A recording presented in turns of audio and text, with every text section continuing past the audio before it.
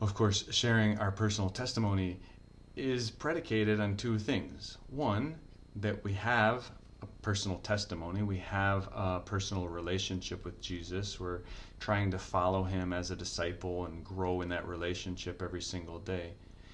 And also that it's somehow noticeable, that there's something in you that people see. Right? This is how it works with everything else in our life. You have your favorite brand of, I don't know, detergent, and people say, "Wow, your clothes are so clean and shiny. What do you use?" And you say, "Oh, well, let me tell you. This is my homemade detergent that I make out of butter and baking soda and whatever." But they notice something. Well, what do they notice in your relationship with Jesus? Do they notice that during the pandemic, you've been a lot more peaceful than other people who don't know the Lord Jesus? Do they notice that you're very generous and always giving of your time and your possessions, that if they ever need anything, you drop everything for them? Do they notice that you just have a way about you that they can't understand? Because that's when sharing your personal testimony, the opportunity, that's when it's so easy. When somebody asks you a question, why are you so joyful right now? You do realize that the whole world is collapsing around us. Oh, well, I guess I didn't think too much about it because A, Jesus is in my heart and I just feel a joy being with him all the time. And B, what's the worst that can happen?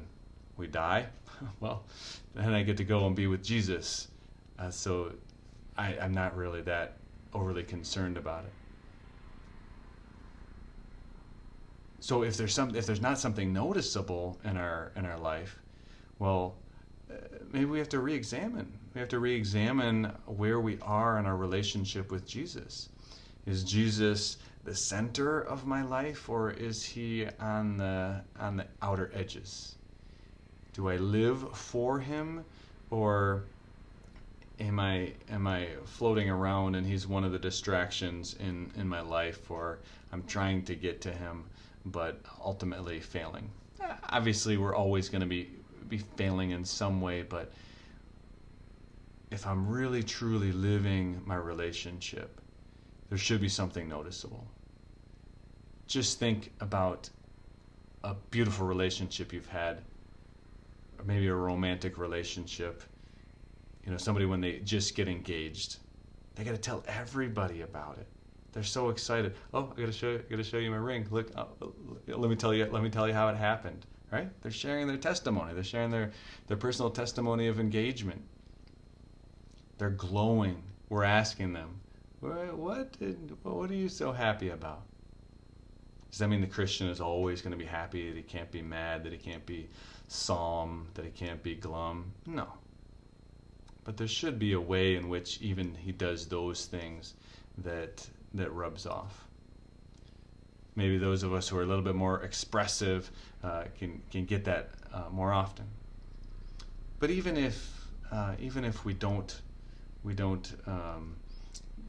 just illuminate the fragrance of Christian joy, there should be something, and that's something that we can work on.